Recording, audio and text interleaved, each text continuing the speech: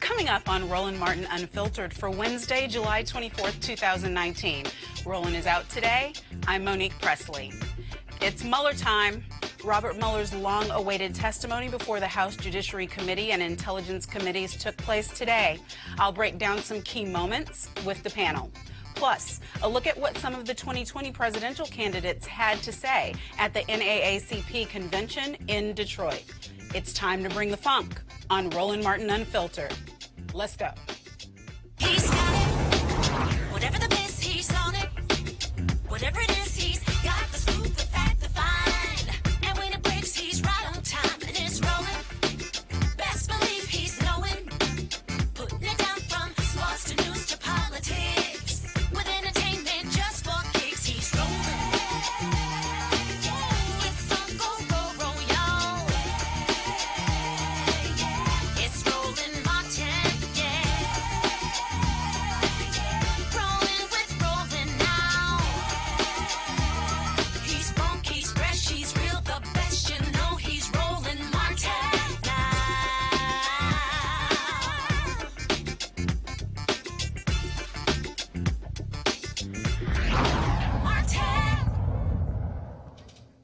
Former Special Counsel Robert Mueller began and ended his much-anticipated testimony today before the House Judiciary and Intelligence Committees.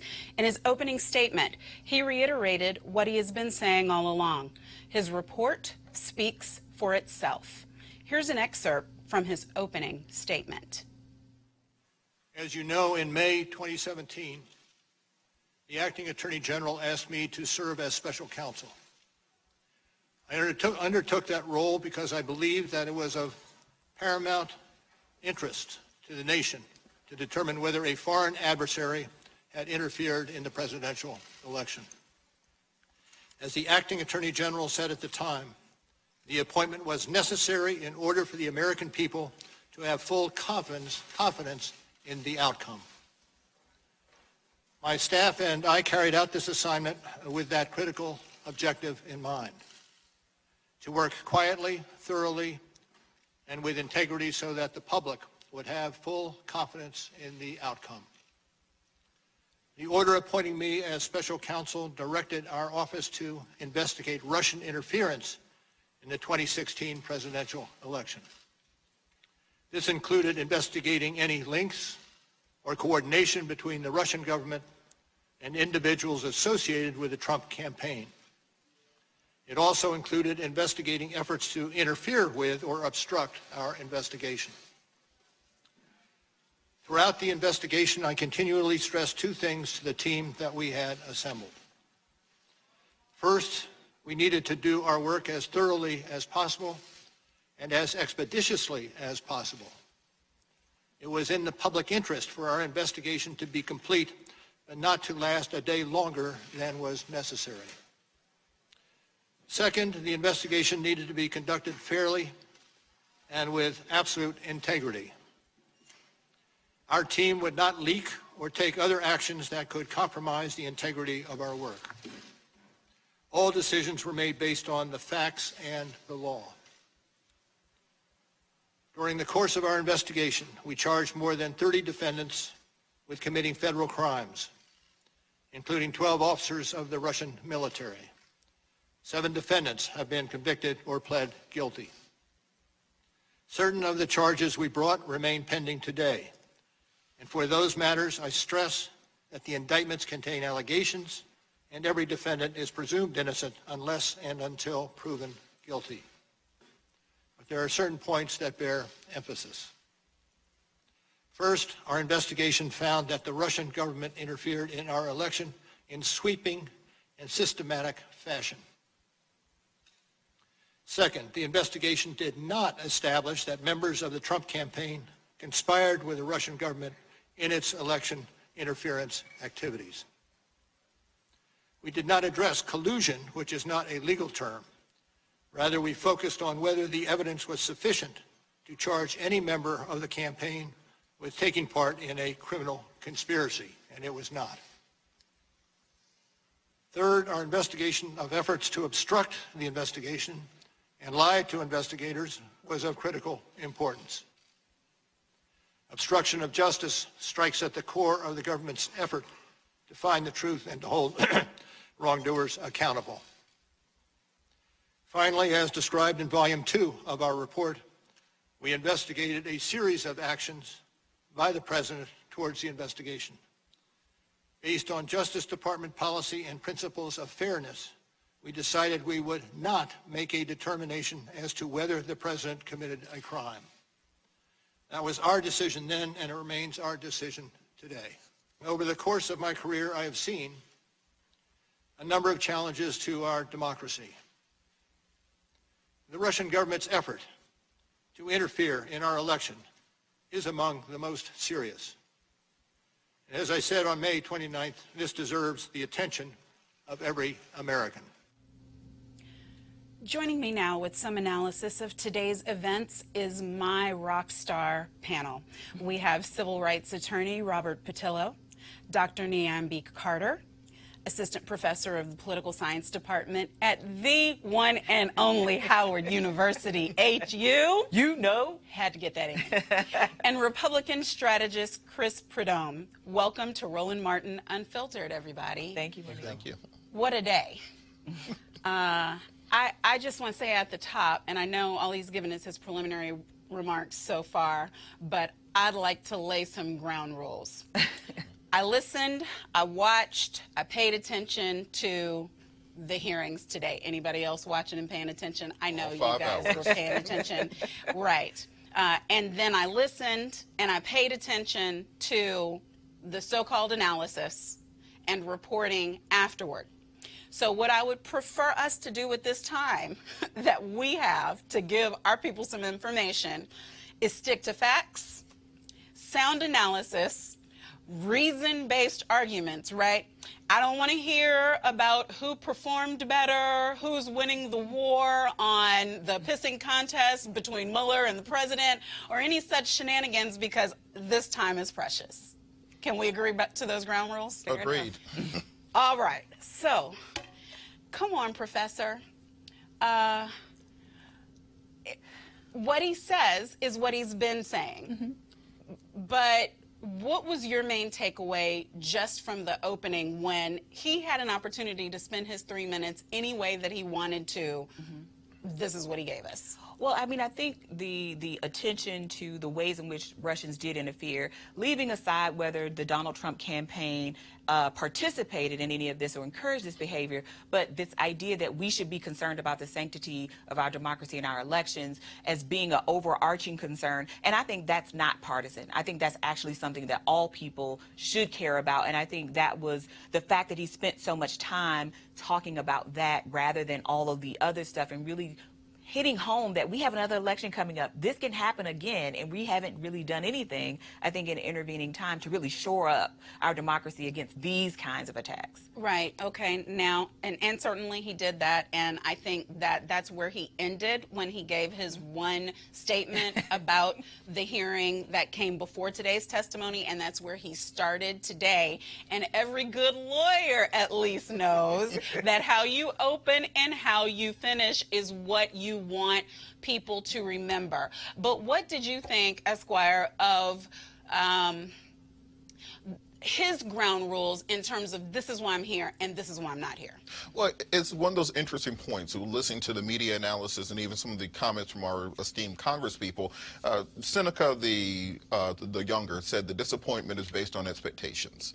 And many people expected something different out of this hearing than what they got. Robert Mueller told us on the 29th when he did his press conference, I'm just going to read to you exactly what is in the report. He told us during his opening, I'm only going to talk about what is in the report. The letter from Attorney General Barr said, we're only going to talk about what is in the report. He talked about exactly what was in the report. He did not answer questions outside the four corners of the report. He did not go into some of the wild goose chases that people wanted to take him on. He did not say what people wanted him to say on either side of the aisle. He did exactly what he's supposed to do as a seasoned prosecutor. He stuck to the law, stuck to the facts, and people on both sides of the aisle seem upset about that. I think we live in such a partisan time that when somebody is just doing their job and being nonpartisan and not trying to pretend to be a cable news talking head, that people are amazed, like, what do you mean? Like, you're just talking about the facts. Why would you do that? What's wrong with him? And if you looked at social media, people made it seem like he had dementia, like he had Alzheimer's or something. Like, no, he's just answering the question in a thoughtful and considerate manner.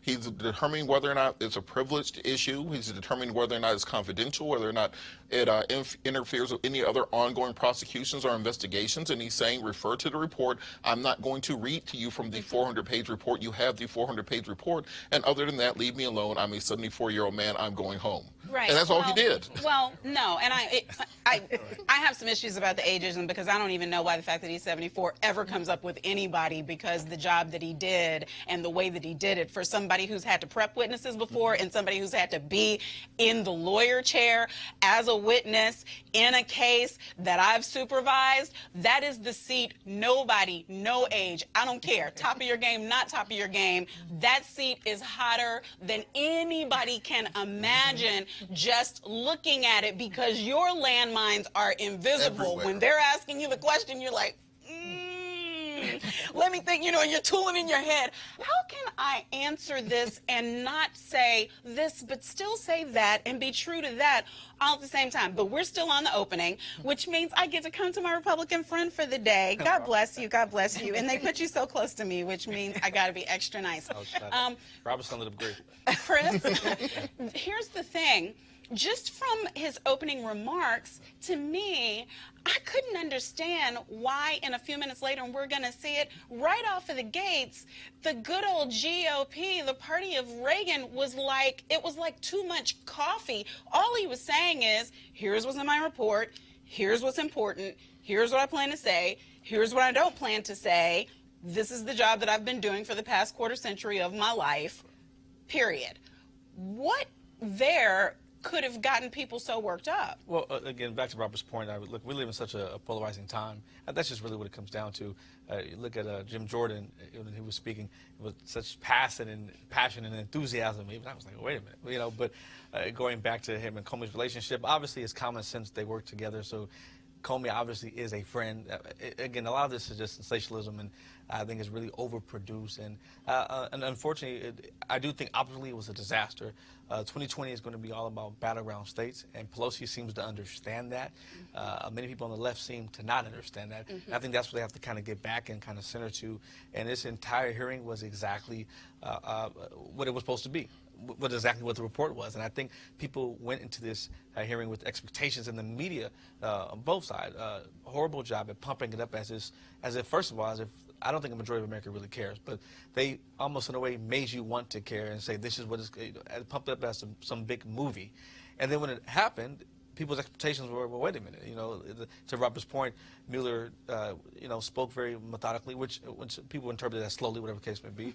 But he did the right thing. He wanted to be certain and sure because he knew every single word and every sentence he said would be ripped apart and ripped to pieces.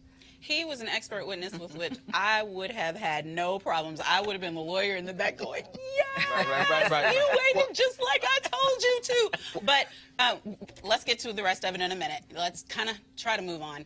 Lawmakers on the House Judiciary Committee spent hours grilling Mr. Mueller. I don't know if I would call it grilling, but okay.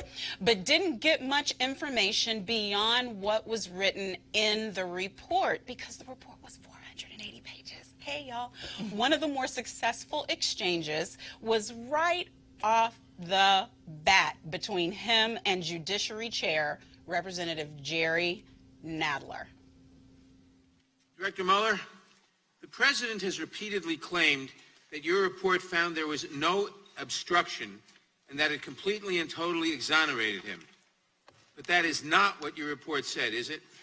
Correct. It is not what the report said. And now, reading from page 2 of volume 2 of your report that's on the screen, you wrote, quote, if we had confidence after a thorough investigation of the facts that the President clearly did not commit obstruction of justice, we would so state. Based on the facts and the applicable legal standards, however, we are unable to reach that judgment, close quote. Now, does that say there was no obstruction? No. In fact, you are actually unable to conclude the President did not commit obstruction of justice. Is that correct?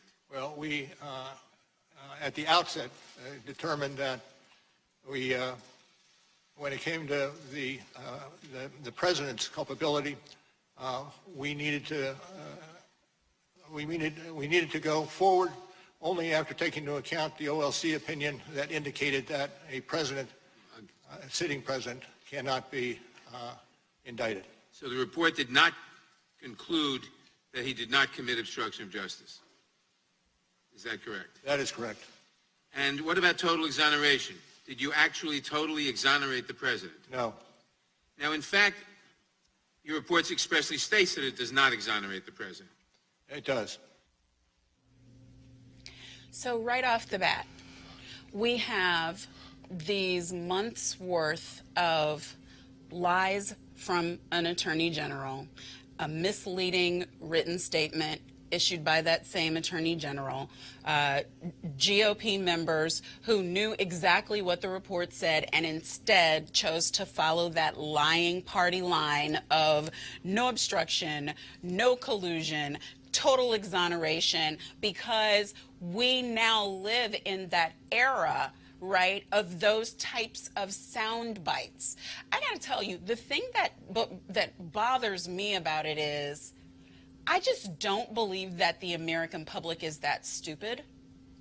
I don't believe, because I grew up in a family where people had varying levels of education, and especially in communities of color where we had people who were first to go to this and first to go to that, but they still watched the news every single night. They still read the newspaper every single morning, and they did their best to find out the information for themselves. So it really concerns me that even in somebody who's supposed to be trusted like an attorney general, he can come out and say, this is what it says, and it seems like millions of people just took it. I mean, well, let's go to Nia before. I was going to say, I think it can be overwhelming. I think the breadth and the depth of that report for the average person would just be a lot to take in. But I also think we're talking about finer points of language, right? Not because people don't understand what an exoneration is, but because he's saying, well, conspiracy and collusion are roughly the same thing, but collusion is not legal, and this is. And then there is no evidence to necessarily say he obstructed justice, but there's also nothing to say that he didn't, right? And I think that part is probably what leaves people with a bit of a murkiness about all of this, because then I think some people are often saying too, well, what was this about anyway, exactly? And it's not because people are dumb, but I think because of the back and forth about it, there's not been a unanimous sort of voice speaking about what is this thing about, what is this process for, and what are we supposed to take away from that? And that should be, and I think we are all in agreement here, that should be nonpartisan, because our job is to do the best for our citizens and bringing our citizens, unbiased information to let people then make whatever decisions they want to make about who they favor or don't favor or what should happen next is what we're supposed to be doing. But we see so much of this has been caught up with standing by your man, whoever that may be in this fight, and nobody is really helping people distill these finer points of what this actually means, because he did say there could still be charges pending. That's right. At some point. That's right. But Robert, here's the thing. In my opinion, the fatal flaw thus far of the ones who I believe are on the right side of justice on this, the Dems, is you can't leave that up to the chief investigator to make the case for you to the American people. The chief investigator has given you everything you need in this document, and then it's your responsibility to convince your constituents that what's in here matters and translate it to plain language. So, for instance, it was huge for me today when I heard at the top where Mueller was acknowledging, no, there wasn't any complete exoneration. No, we didn't find that there was no obstruction of justice. But then what needs to be said to convert that to something that people can understand? One of my professors at Clark Atlanta, Professor Johnny Wilson, Political Science Department, said that the entire point of education is to learn how to translate original language to ordinary language. That's what Democrats fail at. That's what they fail at in every election cycle. They got outplayed, outflanked, and outmessaged the entire time of this Mueller investigation. Let's think about something. Michael Jordan is not the best basketball player to ever live. Wilt Chamberlain has way more points. Bill Russell has more championships. He is the best marketed basketball player of all time, and that's why there's an entire generation that thinks he's the best basketball player of all time. What Republicans realized 2 years ago is that this was going to be a PR battle, not a legal battle. That's why Rudy Giuliani became the president's lawyer, not for legal strategy, but for television strategy. And they realized if you message this as no obstruction, no collusion, people can understand that. I don't care what your level of education is. No collusion, no obstruction. But then Democrats are coming with their messaging. Well, there's a meeting in the Steele dossier, and then then there's Michael Flynn, then there's Gates.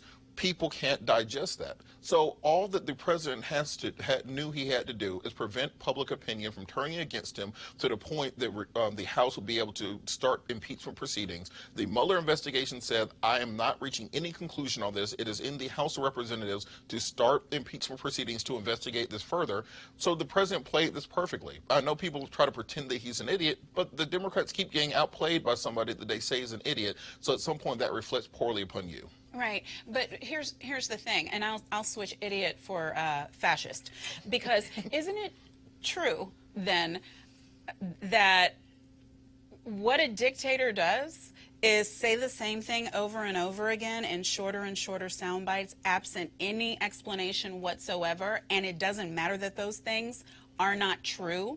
It's just the cycle of repetition. I mean, that's what propaganda is based on. That's what yellow journalism is about. All of those things have at their core, say it over and over. Like, I can meet you every day and tell you that you're wearing a red tie until you're probably at one point going to go in the mirror and be, this is still blue, isn't it? Because I'm the only voice that you're hearing and the loudest one. Is that not what's been happening with this president? Because he hasn't been telling the truth. So look, I think there's both sides are doing exactly just both that. Going back to what I was saying, look, here we go. When you look at the report, essentially what it is it's yes, people have access to it. As you said, they have the ability to look at the entire foreign affairs report. Yes, they do. However, it almost serves as kind of a cliff note, so to speak. So when you speak about Monique, about it's representatives, it's their job to serve their constituents and let them understand it. But I don't think that's really feasible in the sense of, because the media says, well, this is what it is, this is what you should care about, and that's a cliff note, and that's that. And I think that is the deeper problem, is that there's not opportunity to really look at the substance in the report itself, because we've already dictated, and other media outlets have already dictated what this actually is and what you should be defining and looking at, period. So when you're going into a hearing like this, you have two sides. One side supports the president said, oh, he didn't do anything, and instructions. The other side says, you certainly did do it, and we're going to prove it even more, and what you're saying is why. And so we really can't get to it. Back to your point, it's so all over the place that there really is no bottom line. Okay, what exactly happened? What are we here for? And I think that is what the White House looked at today as a win, and what President Trump talked about, and when he was on the way to West Virginia today, is that he looks at it as a win. There was no aspect of doing anything wrong, and now look at culpability. What do you mean there was no aspect of doing anything wrong? Well, when you look at, for example, culpability, as Mueller talked about, it's kind of a fine line in the sense of President Trump. You have to be willing. You have to be knowledgeable and willing, knowing in terms of collusion, whether we want to use for the campaign. Now, were there other individuals who perhaps could have done things without his knowledge? I mean, that's not President Trump's fault.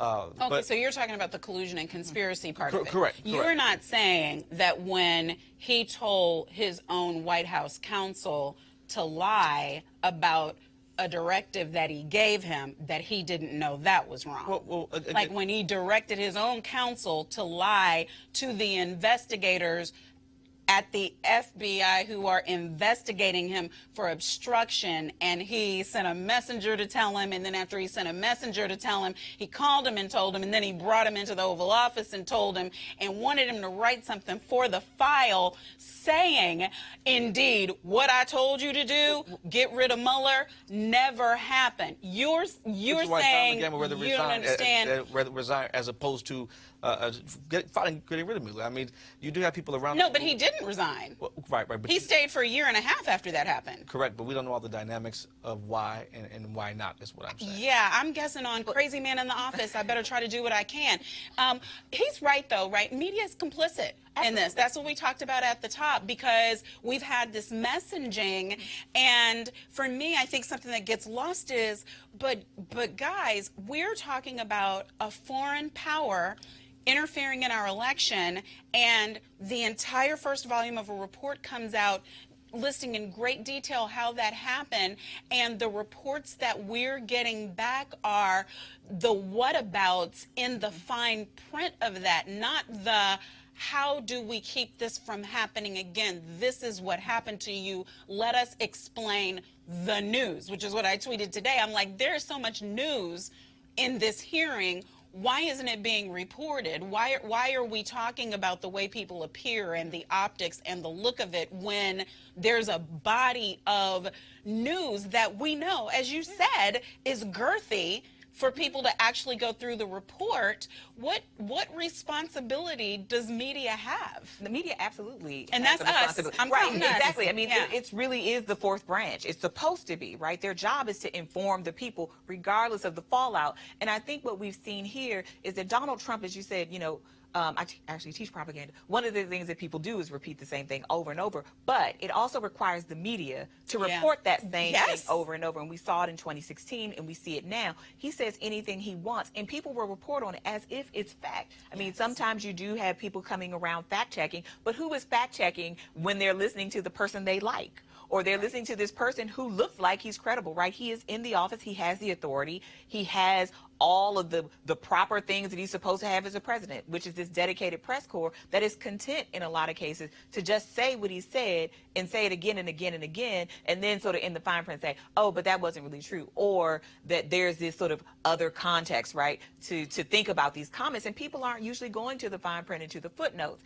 And I think what media has done is really become entertainment. Not all media. I mean, I think radio is a great place. I call it infotainment. But I mean, definitely the media is about entertaining people. It's about ratings. It's about the juiciest bits, which is why we're probably going to see the screaming matches, or I can't even call it a match, the screaming at Mueller that occurred today, rather than, like you said, some of the sort of more interesting, nuanced comments that were made, because this is what the business of the news is now, and it is a business in every sense of the word. Forget the interesting nuanced things. Let's go with the 126 separate contacts with Russians by the campaign. You know, let's go with big bright lines. Let's go with repeated lies. Let's go with where Mueller said, you know, in the written submission that the president sent, there were things on it that were false. Perjury, anybody? Perjury. But hello, I guess, you know, Congress, as a kid of perjury. the 80s, where the Soviet Union as a thing, right, and Russia as an entity was like our biggest fear, and there were movies about it. There's the Red Dawns and all this stuff. And to see this happening now, this looks like a movie script that was written in the 1980s about our worst fear. So the fact that it's here and people are it's sort of lost on people, and we're kind of all loosey-goosey about this and not concerned that we have a foreign country circumventing our democracy and potentially a political figure as large as the president who may or may not have participated with these people, or at least his operatives were participating. And nobody is alarmed, and nobody seems to be. Right, and it's scary. Hold on, because we have plenty more for us to get to. I'm going to get right back to you, but the Dems had their plan, and the Republicans certainly had theirs, and it was completely untethered from facts. On the Republican side, the strategy seemed to be talk fast, scream a lot, and protect the president. Isn't it true the evidence did not establish that the president or those close to him were involved in the charged Russian computer hacking or active measure conspiracies, or that the president otherwise had unlawful relationships with any Russian official? Volume 2, page 76, correct? I leave the answer to our report. So as a yes. You stated that you would stay within the report. I just stated your report back to you. And you said that collusion and conspiracy were not synonymous terms. That was your answer, was no. That's correct. In that, page 180 of volume 1 of your report, it says, as defined in legal dictionaries, collusion is largely synonymous with conspiracy, as that crime is set forth in General Conspiracy Statute 18 U.S.C. 371. Now, you said you chose your words carefully. Are you contradicting your report right now? Not when I read it. So you would change your answer to yes then? No. If you look at the language. I'm reading your report, sir. It's a yes or no answer. Page 180. Page 180, volume 1. Okay. This was from your report. Correct. And I leave it with the report. So the report says, yes, they are synonymous. Yes. Hopefully, for finally, out of your own report, we can put to bed the collusion and conspiracy. Did you ever look into other countries investigated in the Russian interference into our election? Were other countries investigated or found knowledge that they had interference in our election? I'm not going to discuss other matters. Mifsud told Papadopoulos. Papadopoulos tells the diplomat tells the FBI opens the investigation July 31st, 2016, and here we are 3 years later, July of 2019, the country's been put through this, and the central figure who launches it all lies to us, and you guys don't hunt him down and interview him again, and you don't charge him with a crime. The president was falsely accused of conspiracy. The FBI does a 10-month investigation, and James Comey, when we deposed him a year ago, told us at that point they had nothing. You do a 22-month investigation. At the end of that 22 months, you find no conspiracy. And what's the Democrats want to do? They want to keep investigating. They want to keep going. Maybe a better course of action is to figure out how the false accusation started. Maybe it's to go back and actually figure out why Joseph Mifsud was lying to the FBI. And here's the good news. Here's the good news. That's exactly what Bill Barr's doing. And thank goodness for that. That's exactly what the Attorney General and John Durham are doing. They're going to find out why we went through this Time of the three-year gentleman. saga and get to the bottom of it. Now, regarding collusion or conspiracy, you didn't find evidence of any agreement, I'm quoting you, among the Trump campaign officials and any Russia-linked individuals to interfere with our U.S. election, correct? Correct. So you also note in the report that an element of any of those obstructions you referenced requires a corrupt state of mind, correct? Corrupt intent, correct. Right. And if somebody knows they did not conspire with anybody from Russia to affect the election, and they see the big Justice Department with people that hate that person coming after them, and then a special counsel appointed who hires dozen or more people that hate that person, and he knows he's innocent. He's not corruptly acting in order to see that justice is done. What he's doing is not obstructing justice. He is pursuing justice, and the fact that you ran it out 2 years means you perpetuated injustice. I take your question. On the week of June 9, who did Russian lawyer Veselnitskaya meet with more frequently? The Trump campaign or Glenn Simpson, who is functionally acting as an operative for the Democratic National Committee? Well, what I think is missing here is the fact that this is under investigation elsewhere in the Justice Department. And if I can finish, sir, and consequently it's not within my purview, Department of Justice and FBI should be responsive to questions on this particular issue. It is absurd to suggest that a operative for the Democrats was meeting with this Russian lawyer the day before and the day after the Trump Tower meeting, and yet that's not something you referenced. Now, Glenn Simpson testified under oath. He had dinner with Veselnitskaya the day before and the day after this meeting with the Trump team. Do you have any basis, as you sit here today, to believe that Steele was lying? As I said before, and I'll say again, it's not my purview. Others are investigating what you So it's not your purview to look into whether or not Steele's lying. It's not your purview to look into whether or not anti-Trump Russians are lying to Steele. And it's not your purview to look at whether or not Glenn Simpson was meeting with the Russians the day before and the day after you write 3,500 words about the Trump campaign meeting. The guy who said Viva la Resistance. Peter Strzok worked for me for a period of time, yes. Yeah, but so did the other guy that said Viva la Resistance. And here's what I'm kind of noticing, Director Mueller. When people associated with Trump lied, you threw the book at him. When Christopher Steele lied, nothing. And so it seems to be that when Glenn Simpson met with Russians, nothing. When the Trump campaign met with Russians, 3,500 words. And maybe the reason why there are this discrepancies in what you focused on is because the team was so biased. Time of the gentleman has expired. Pledged to stop Trump. So we were someplace between, as Robert said, auctioneering. Yes.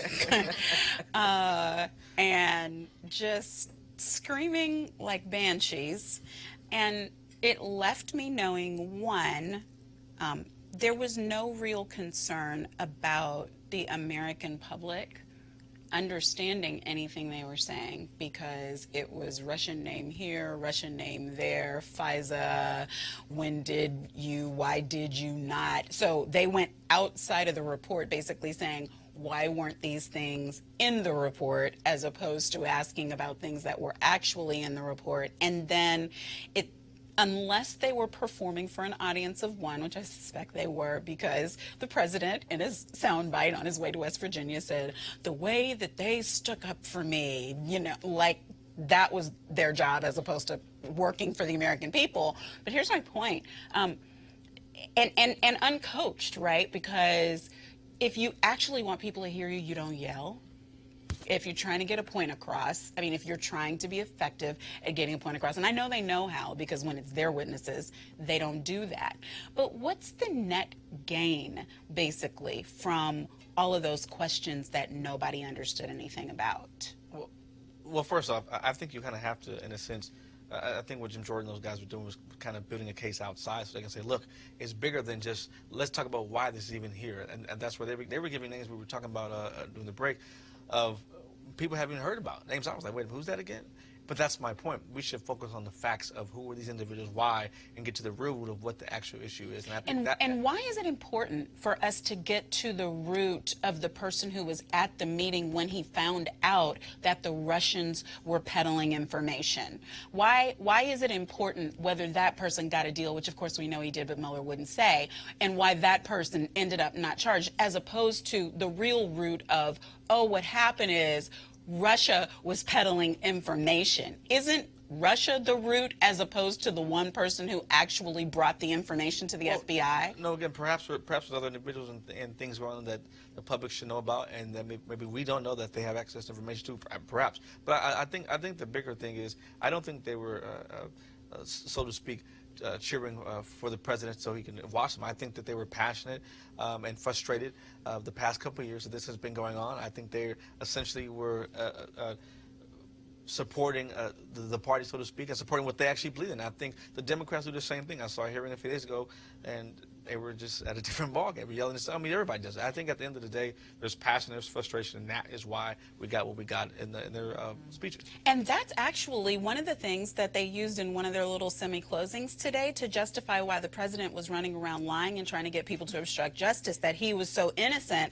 that he was frustrated. I get so emotional, type frustrated about it, that his frustration led him to do things that maybe he shouldn't have and say things that he shouldn't have. I'm interested, I'm moving on, but I'm interested, Professor, in all these emotional men when I thought we were supposed to be the emotional creatures who were unfit to lead and serve, because we would be like caught in our feelings, and the men would be able to be so much more objective. What has done happened? Well, I mean, I think this is, I mean, I don't disagree with Chris in that this is the moment we're in. This is what passes for reasoned deliberation now, screaming at people. And I'm sorry, I think it's rich that this man who ran full-page ads calling for the death of innocent children in newspapers is talking about how persecuted he is. He is the last person that I'm going to cry a tear over, in part because you have all these other men who are covering for him. And I think you're exactly right here. They are creating the defense for Donald Trump. Yeah. They are raising these names and just effectively passing the ball. Who is Kislyak? Who is this person? Who is this person? Lisa Page and Strzok had a affair. Like, what's that about?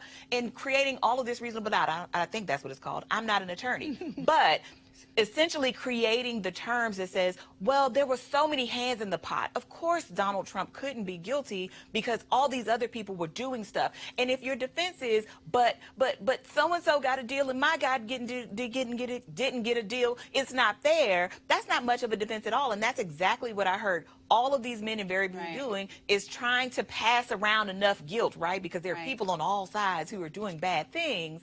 And I'm like, come on, people. If we can't actually have a conversation about a duly sworn legal document from a person that was brought in as a Republican, by a Republican, into the FBI, talking about Robert Mueller, and under the leadership of a James Comey and all these guys who were also Republicans, and say that, hey, there might be something in this document worth excavating, then what are we doing here other than political theater? Well, but hold on, because I agree with you, and I agree with you that they were intentionally doing the outside thing. But here's the thing. This is one of the areas where I'm critical of the Democrats, even though I must say, and I'm looking at my notes right now, last night I sat down and did some notes like, okay, if they had had like any good sense and hired a strategist for what the game plan was going to be for today, here's what I think from a trial lawyer, crisis management perspective, the game plan should be. But I was pleasantly surprised because I was writing down, you should have your clear categories, you should have your assigned examiners, you should share your time, you should do all, and they did all those things. But what I also wrote, and I giggled about, was if you don't have anybody who has like sensei level, Kamala Harris level examination skills, then you got to stick to the script, and you got to be talking to each other when there comes a time where you have to do something that's off the script. Here's where they failed that, because Robert Mueller, one of the only times he was actually going to offer more.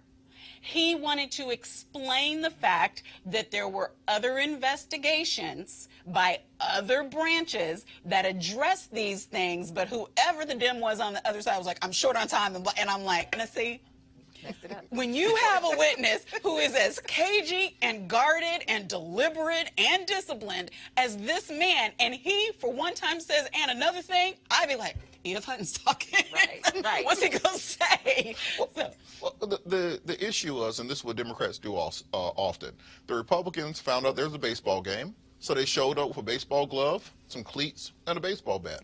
The Democrats found out there was a baseball game. They came with some soccer shorts on. They came with a basketball and a badminton racket. The Democrats were not playing the game that Republicans were playing. Republicans were playing a game where they realized we are on defense. We just need to run the clock out and muddy the water. So what they did was run the clock out and muddy the waters. Democrats had the affirmative burden to bear. They had to get Robert Mueller to show the American people that obstruction did indeed happen, and the only reason he did not charge President Trump was because of the DOJ memo. That was the only thing that they needed to get out of the hearing, and they failed to get that. Oh, did you think so? Because I thought that came in the first 2 minutes of the hearing. Oh, no, because what they kept trying to do, Democrat after Democrat kept trying to get Robert Mueller to affirmatively say that he would have charged President Trump if he wasn't president. And they did not have a Kamala Harris there. They did not have somebody with the cross-examination skills. They needed Joe Biden on that. Except for he did affirmatively say it. Oh, he had to come back and walk back a little bit of it. Yeah, he walked it back. But he did affirmatively say that it is because of the memorandum that they didn't even get to the estimation, but they continued the investigation because they wanted to preserve the record while it was fresh. It's only really a low moron who can't understand. You don't go forward where there is no evidence. You investigate where there is. And then he laid out 10 areas of potential obstruction, and then they arrested people who lied about it. So to me, to say that the Dems went in there and didn't extract from this report, and I also take exception with it being a game. This isn't a game. This is people's lives. This is the United States of America. The Republicans definitely did their circus show job, but I believe the Dems should not have run offense in that manner because it was actually supposed to be a serious committee hearing. They were going back to the times where we actually tried to do business and get information from the witnesses. But I got to go to break. We're going to talk about all these things and more when we come back on Roland Martin Unfiltered. Stay tuned. You want to check out Roland Martin Unfiltered? YouTube.com/Roland S. Martin. And subscribe to our YouTube channel. There's only one daily digital show out here that keeps it black and keep it real. It's Roland Martin Unfiltered. See that name right there? Roland Martin Unfiltered. Like, share, and subscribe to our YouTube channel. That's YouTube.com/Roland S. Martin. And don't forget to turn on your notifications so when we go live, you'll know it. All right, folks, you heard me talk a lot about marijuanastock.org. Why? Because I want to keep you informed of investment opportunities that make sense. We have all watched the growth of the cannabis industry. A recent report by New Frontier Data estimates the global cannabis market at over $340 billion. We know that marijuana legalization is sweeping the country state by state. We also know that marijuana has a good cousin, the hemp plant, with a much higher concentration of CBD. That means hemp gives you all of the medical benefits of marijuana without getting you high. Until recently, hemp farming was practically illegal in the U.S. and heavily regulated by the DEA. However, the 2018 Farm Bill changed all of that, making it legal to grow hemp CBD in the U.S. and creating one of the largest commodities worldwide. And they need land to grow all of the plants. Folks, this is not rocket science. It's just an investment, an incredible investment opportunity. And that's where our good friends at 420 Real Estate come in. In their business model, it is simple. They buy land that supports hemp CBD grow operations and lease it to licensed, high-paying tenants. That's right, they are hemp CBD landlords, and you can get in on the action. Our friends at 420 Real Estate decided to do something special for the Roland Martin Unfiltered family. Originally, the minimum investment level was $500. Right now, though, you can invest in the crowdfunding campaign for as little as $200. The range is from $200 to $10,000. Again, this is a $340 billion industry, okay, that is still growing, and you can get in with as little as $200. To invest, go to marijuanastock.org. That's marijuanastock.org. Get in the game, and you can do it now. House Intelligence Committee Chairman Adam Schiff used his opening statement to attack President Trump. He said that it doesn't matter if his attempts to obstruct Special Counsel Robert Mueller's investigation amount to a crime. They amounted to something worse: disloyalty to country. This is also a story about money, about greed and corruption, about the leadership of a campaign willing to compromise the nation's interest, not only to win, but to make money at the same time. About a campaign chairman indebted to pro-Russian interests who tried to use his position to clear his debts and make millions. About a national security advisor using his position to make money from still other foreign interests. And about a candidate trying to make more money than all of them put together through a real estate project that to him was worth a fortune, hundreds of millions of dollars, and the realization of a lifelong ambition, a Trump Tower in the heart of Moscow.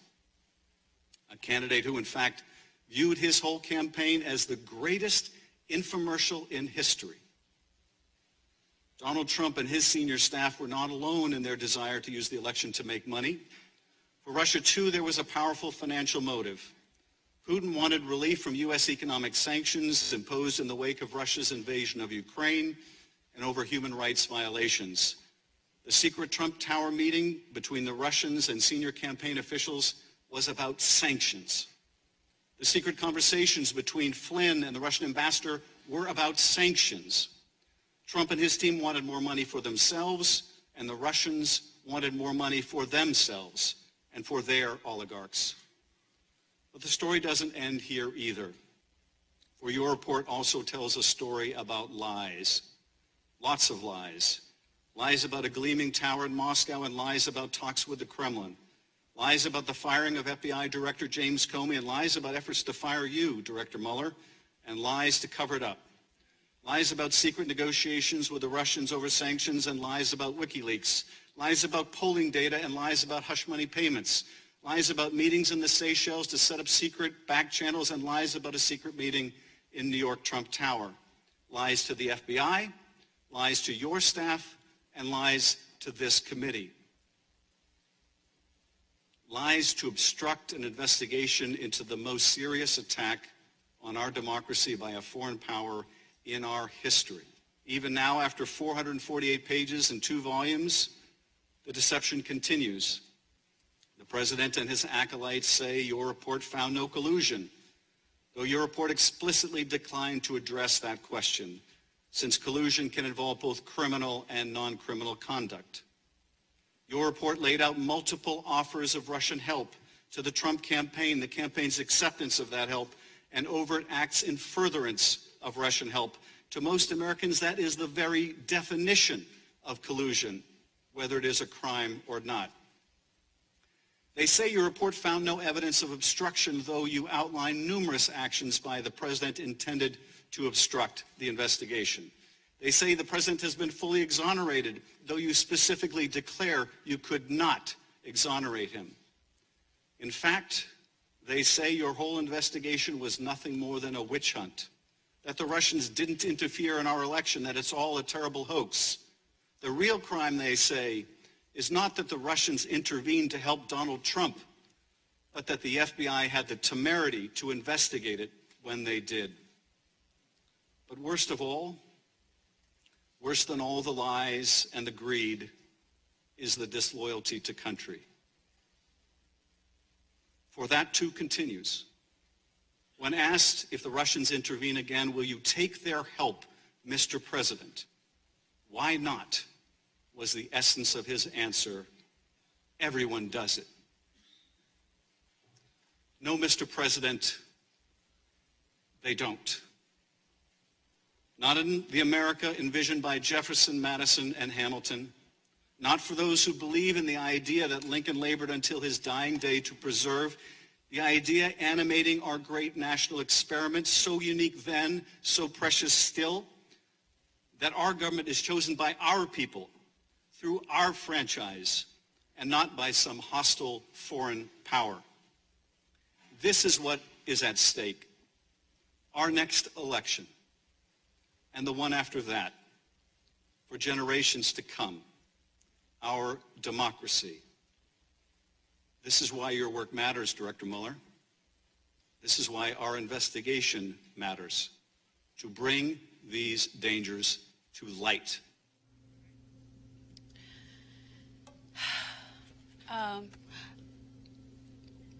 What struck me through all of the morning session and then hit home for me with membership was this, and Roland teases me about my career motto because I told him a few years ago it's saving America one black man at a time. And what every member said at the end of their questioning in the morning was that they were certain, but for it being the President of the United States, any other American who engaged in such conduct would have been charged with a crime. And when I listened to that list from Member Schiff and looked at the things people had been saying to me on Twitter, why does this matter to us? Why do we care? What is this? How does this relate to the black community? And we're on this show, so it's appropriate conversation. What I kept trying to say back is, if we're gonna fight for civil rights, Counselor Patillo, it has to matter that the President of the United States can commit conduct that, was it you or you or you or me, we would have already seen the underbelly of a jail. How do we talk to our people and let them know this is why this matters enough, even though I know you still don't have your health insurance right, and I know you're still not making a minimum wage, and I know you're still not getting treated fairly here, and I know you still saying yes or no so when you get pulled over by the cops, but this right here should matter. Well, you know, one of my favorite closings I ever did at a trial was, is you is or is you ain't. And by that, I mean that there's an affirmative duty to prove things. There's an affirmative duty to make sure people understand is you is. And Democrats did a very poor job today of proving that and making that case. Chairman Schiff, Congressman Ted Lieu, and Lucy McBeth from Georgia did the best job all day of making it plain exactly what we're here for, exactly what we're talking about, and exactly what is at stake.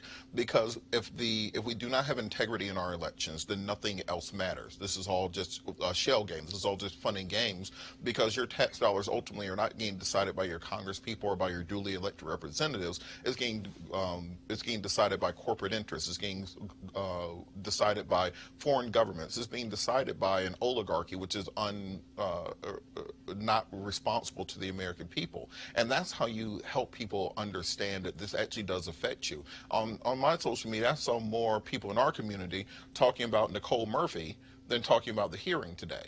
And I think that the problem for Democrats has been converting these important issues, distilling it down the way that Brock could, where he would just say hope and change, the fierce urgency of now, things that people could hold on to, and even if you don't completely understand the full issue, you understand that it's something you need to be concerned about. Instead, they went on these deep-sea fishing trips, which just muddied the waters. Republicans were allowed to run the clock out to basically right, but filibuster. it's not. I get your point, but it's not a Democratic failing. It's not a Democratic problem, because actually every member of that committee was supposed to care about this. It's not the Democrats who are supposed to care about the judicial system or care about whether the president is able to commit a crime and get away with it, or whether the American people have people who, you know, do their jobs as public servants. That's what the grand old party is supposed to care about too, right? I mean, we're not supposed to be okay, are we, with that laundry list of things that were done factually? Those are findings of things that happened, or the lies that were told to cover it up. Shouldn't everybody care about that? Well, I think more importantly, it's time for our excuse me, it's time for our nation to come together. It's time for everyone to look at a more unified approach, and it's challenging to do that when you have different media outlets saying different things, and you have members of Congress. I don't know, not to be funny, I don't know what the former, what they call them in the squad, I don't know what their name is, but when you have members of Congress who call it right, and they don't even have anything to do with this today, and they don't have anything to do with this hearing, and I'm not even going to let you try it. What I'm asking you is, shouldn't the GOP care about whether a presidential campaign is cozying up to and receiving information from a foreign enemy, and shouldn't the GOP care about the lies that were told and the people who were arrested for that happening? Isn't that an obligation of your party?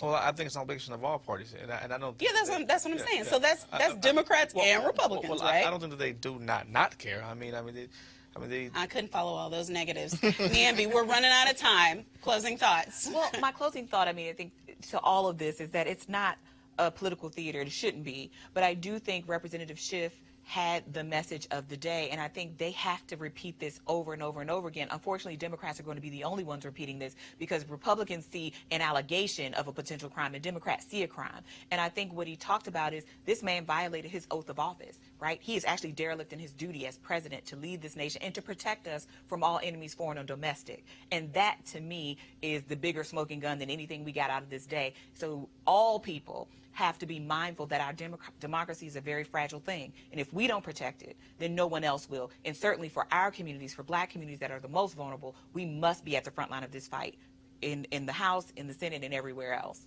Yep.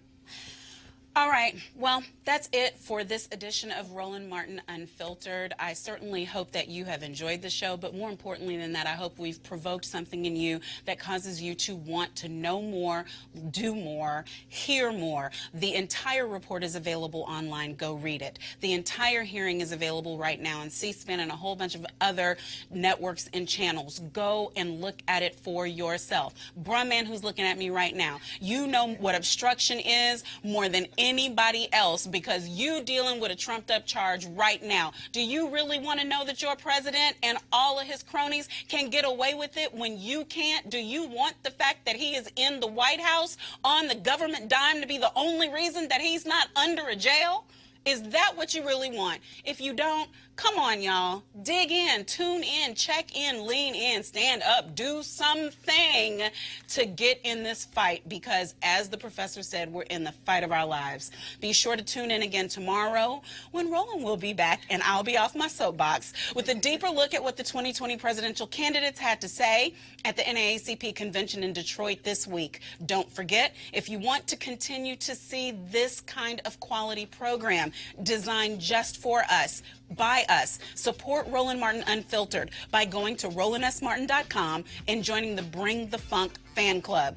Until next time, which will be tomorrow, but I won't be hosting, I'm Monique Presley. Enjoy your evening. As Roland would say, holla!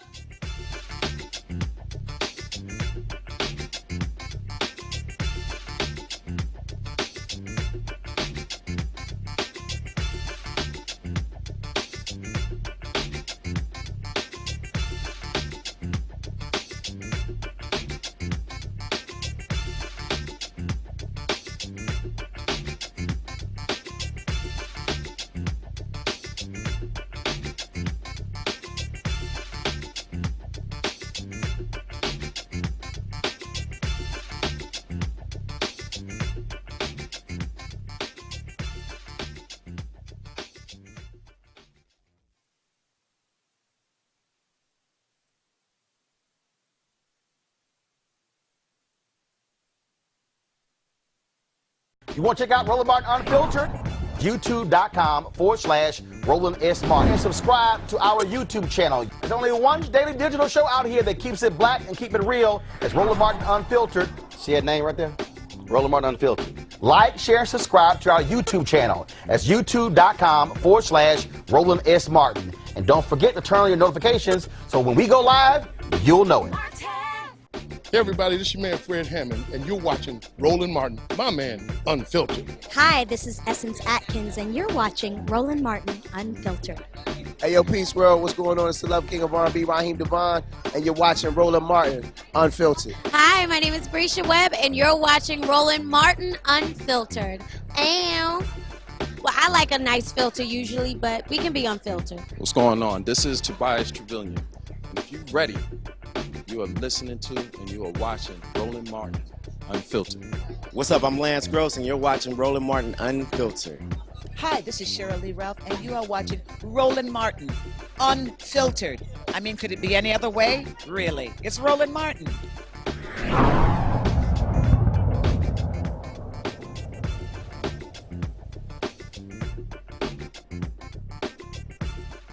You want to support Roland Martin Unfiltered? Be sure to join our Bring the Funk fan club. Every dollar that you give to us supports our daily digital show. There's only one daily digital show out here that keeps it black and keep it real. As Roland Martin Unfiltered. Support the Roland Martin Unfiltered daily digital show by going to RolandMartinUnfiltered.com. Our goal is to get 20,000 of our fans contributing $50 each for the whole year. You can make this possible. RolandMartinUnfiltered.com.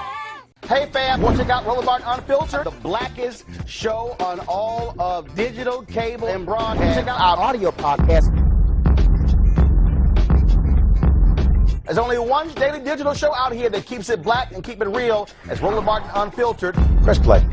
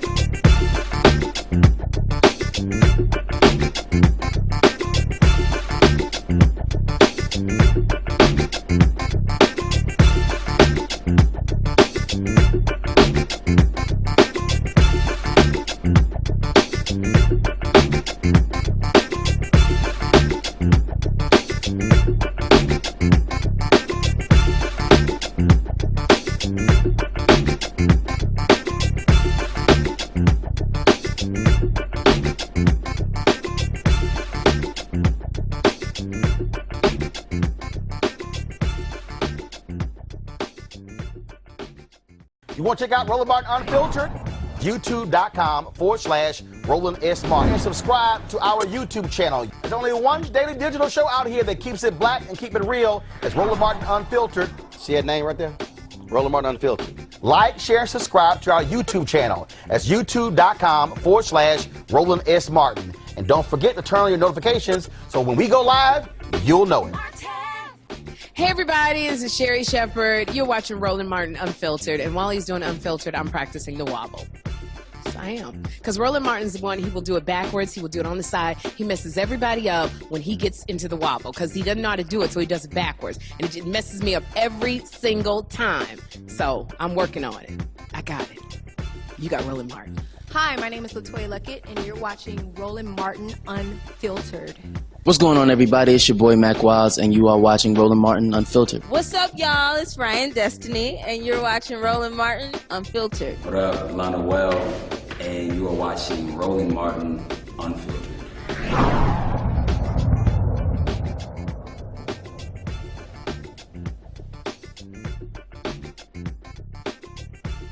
You want to support Roland Martin Unfiltered? Be sure to join our Bring the Funk fan club. Every dollar that you give to us supports our daily digital show. There's only one daily digital show out here that keeps it black and keep it real. As Roland Martin Unfiltered. Support the Roland Martin Unfiltered daily digital show by going to RolandMartinUnfiltered.com. Our goal is to get 20,000 of our fans contributing $50 each for the whole year. You can make this possible. RolandMartinUnfiltered.com. Hey fam, want to check out Roland Martin Unfiltered, the blackest show on all of digital, cable, and broadcast. Check out our audio podcast. There's only one daily digital show out here that keeps it black and keep it real. As Roland Martin Unfiltered. Press play.